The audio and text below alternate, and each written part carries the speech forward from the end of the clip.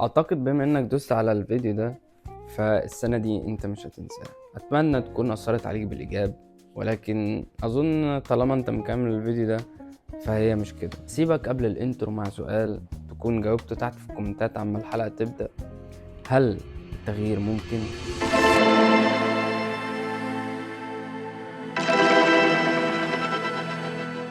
اهلا للناس بتاعت اليوتيوب، اكتر الناس بحبها على السوشيال ميديا. صحيح القناة دي لسه بيشوفها صحابي، بس الفيديو ده اهو بالذات لو شافوا 2 بس وغير فيهم حاجة فعلا انا اكون مبسوط. تحس كده المدرس بيتكلم. فانا اسف للناس اللي في المواصلات او الناس اللي بتاكل، يعني لو سمحت قوم هات ورقة وقلم، لان الفيديو ده هيكون عملي شوية. انجز قوم هات ورقة وقلم، الناس دي كلها مستنية ان انت تقوم. وما تقوليش انا هحفظ في دماغي لان انا عارفك، فانا عارفك وحافظك.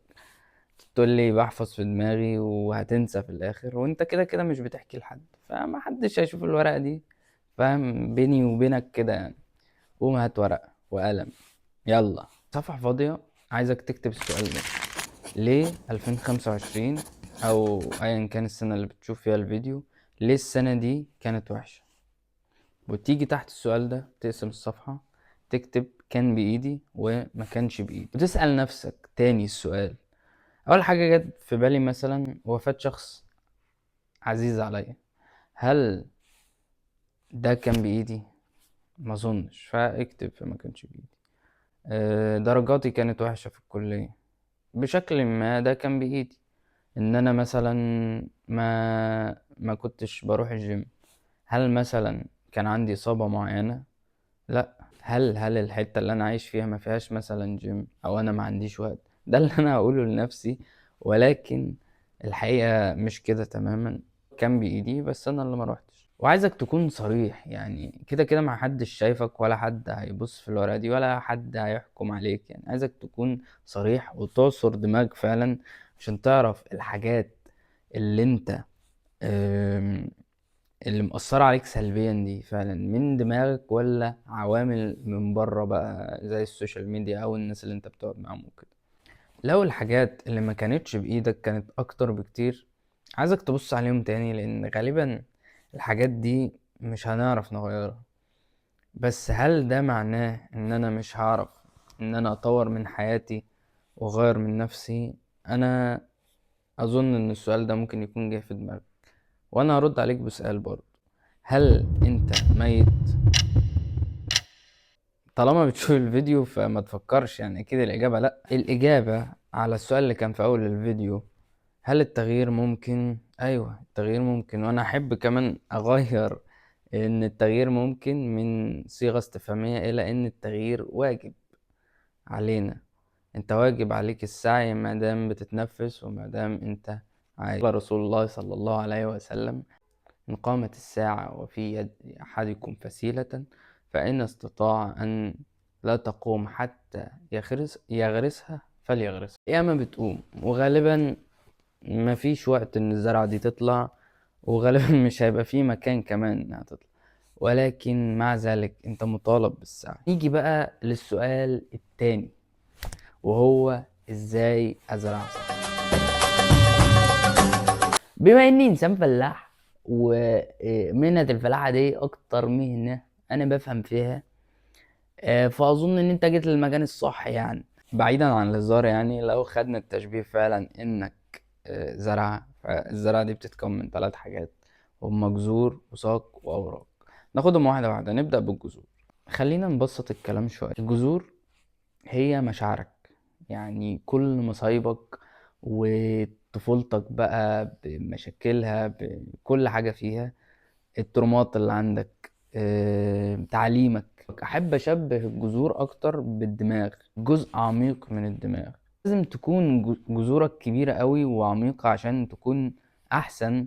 تاني حاجة هي الساق، غالبا بتمثل جسمك، بتمثل التزامك، وبتدي عنك انطباع عموما انت ملتزم ولا لا. اخر حاجة وهي الاوراق، شكلك، الصورة اللي انت بتصدرها للناس.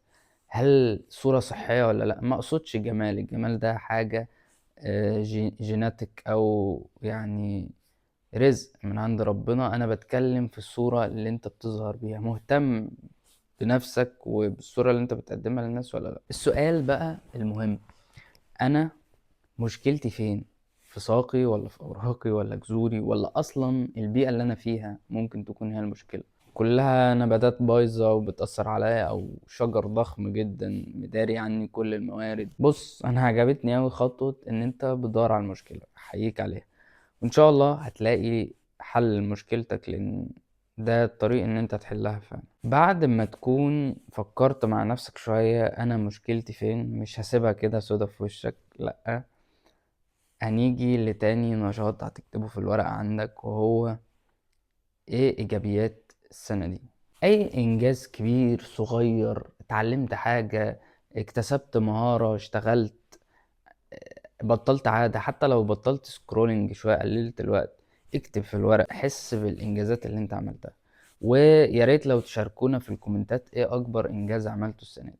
بعد جرعة الدوبامين دي يا معلم، نيجي بقى لأهم جزء في الفيديو، ازاي اكون شخص احسن السنة الجديدة. بص، ازاي تكون شخص احسن عموما، هو انك تعامل نفسك على انك الشخصية الرئيسية في حياتك. تقول لي يا يوسف، وهسيبك تقول لي يا يوسف عادي، ما انا الشخصية الرئيسية في حياتي، طبيعي. بص يا عم رفاعي الدسوقي، لا مؤاخذة كده، انت حطيت ايدك على البلف، تمام؟ بما انك شخص ذكي وفهيم، انا اقول لك ده مش تكبر ولا غرور، لانك هتتحاسب لوحدك. لا الناس اللي بتعمل نفس اخطائك على النت، ولا اصحابك، ولا اهلك هيتحاسبوا معاك. ثانيا، الوقت اللي انت بتضيعه ده ملوش ريفند، ولا هتعرف تشتري زيه تاني. اي شخصية رئيسية ليها اهداف وليها دوافع وامنيات غير الاهداف. ما ينفعش ابقى في نقطة ايه وهدفي في نقطة زد من غير ما اعدي باقي الحروف. هتعملها ازاي يعني؟ مش سحر. انت حاليا في جيبك 50 جنيه مقطوشة، فاهم؟ وهدفك ان انت تبقى غني السنة الجاية، هتعملها ازاي؟ اقنعني يعني. السنة فعلا مدة كبيرة، بس مش لدرجة احلام وهمية. فحط هدف السنة دي وارفع الليفل واحدة واحدة. بص، انا عارف ان انا رغاي، ولكن دي قناتي، وانا بنزل فيديو كل افريقيا تقريبا فهنتكلم براحتي. انت لازم تحط اهداف للسنة الجديدة، مش تحط في دماغك ان انا عايز اعمل كذا وكذا وكذا وخلاص، لا. انت فعلا هتبتدي ان انت تجيب ورقة وقلم وتعمل كده. اهمية الورقة والقلم ان هما مش بيتنسوا. لو انت ما ضيعتش طبعا الورقة، يعني ما تبالغش في اهدافك دي،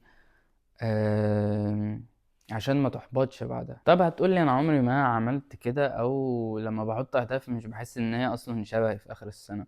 هقولك، لان انا ماشي على طريقة بقالي سنتين تقريبا، وحاسس ان هي ممكن تفيدك. بسأل نفسي ايه هي جوانب حياتي الفترة دي. انا انسان مسلم، طالب في الجامعة، عندي صحابي، اهلي، مفروض بعمل كونتنت وعايز اهتم مثلا بالرياضة، واتعلم واثقف نفسي. هتجيب ورقة، وهو ضروري يعني الورقة دي ما تضيعش. يعني اهداف لكل حاجة يعني كل واحد طبعا حياته مختلفة، فحط اهداف لكل جانب من الجوانب دي. ولو انت ابيض ابيض خالص، يعني هات جوانب حياتك دي واديها للشات، قول له انا عايز اعمل اهداف للسنة الجاية، وهو هيديك افكار. يا اخي انت متعب يا اخي والله. هي بتساعدك تعرف انت عايز تحقق ايه وكده، ولكن طبعا طول السنة بيبقى فيه متغيرات واحداث تانية. يعني بعد لما تكتب كده، يفضل يبقى فيه نوت او كراسة، سيب صفحتين تلاتة كده، عشان السنة لما تخلص دول بيبقوا صفحتين التقييم، وان انت تكتب رسالة لنفسك السنة الجاية. دي ممكن تبقى حاجة ملهاش لازمة قوي، ولكن بحسها ليها معنى اكتر. يعني تقسم الصفحة 4 ارباع، كل ربع بيبقى عبارة عن 3 شهور، تمام؟ المميز في التقسيمة دي ايه؟ انت مش بتضيف حاجة جديدة، لا، هي من الاهداف اللي انت كتبتها. ليه؟ طيب دي ليها لازمة، لان كل 3 شهور في السنة بيبقى في فترة مختلفة. يعني اول 3 شهور مثلا في السنة عندي بيبقوا دراسة، هيجي فيهم رمضان، هبقى عايز مثلا ان انا انزل فيديوهات او ان انا اعمل حاجات معينة يعني، غير مثلا الثلاث شهور اللي بعدهم. فدي مهمة، ان انت بتحدد اهداف انا عايز اعملها في الثلاث شهور دولت. خلصتهم ممكن تضيف، ما خلصتهمش بترحل اللي بعده. دي حاجة inspired by احمد ابو زيد. صراحة مكسل ادور على الفيديو لانه من زمان.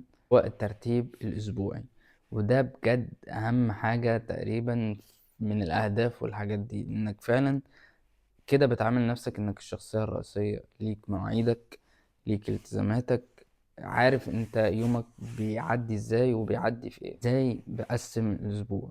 هتجيب صفحة كبيرة، تمام، وهتقسمها 7 مربعات، كل يوم مربع.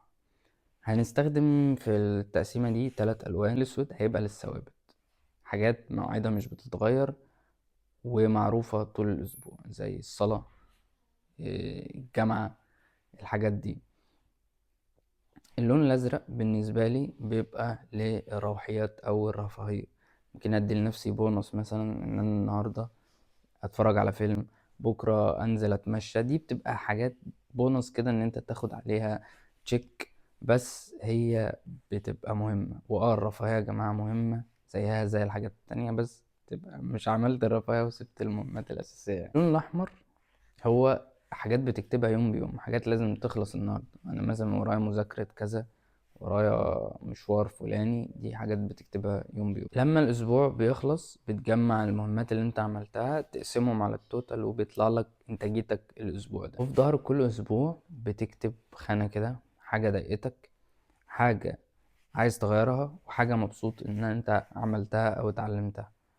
ودي حاجة بحب اعملها، ان انت كل اسبوع تعملك تشالنج كده، حاجة مش صعبة ولكنها ايه، تتحدى بيها نفسك ان انت تغير من روتينك شوية. التشالنج مثلا بتاع الاسبوع ده، هقلل السوشيال ميديا. الاسبوع اللي بعده مثلا ان انا هقرا كل يوم قبل ما انام، هقرا كل يوم قبل ما انام. الاسبوع اللي بعده هصلي كل يوم في الجامع. هكذا بقى، ان انت بتغير، بتخلي الموضوع. لو شايف كل اللي انا قلته ده تقيل، فاحب اقولك ان انت يا استاذي لست الشخصية الرئيسية في حياتك. عادي انك تخيش اسبوع او 2 او 3. السنة على ما اظن فيها 52 اسبوع، هتعوض يعني. لو وصلت للنقطة دي فانا بحبك، انك كده يعتبر شفت الفيديو كامل. اللي وصل هنا عايزين له علامة مميزة. اكتب لي في الكومنتات، سلم لي على دكتور هادي. لو الفيديو عجبك اعمل لايك، لو ما عجبكش الكومنتات عندك تحت اهي. حلالي. واشترك يعني في القناة لو انت حابب تشوفني تاني. ولو حد عمل الحاجات اللي انا قلتها في الفيديو، يبعت لي على الانستجرام صورة مثلا، يصور لي ان هو حط بقى اهداف والاسبوع وبتاع. سلام.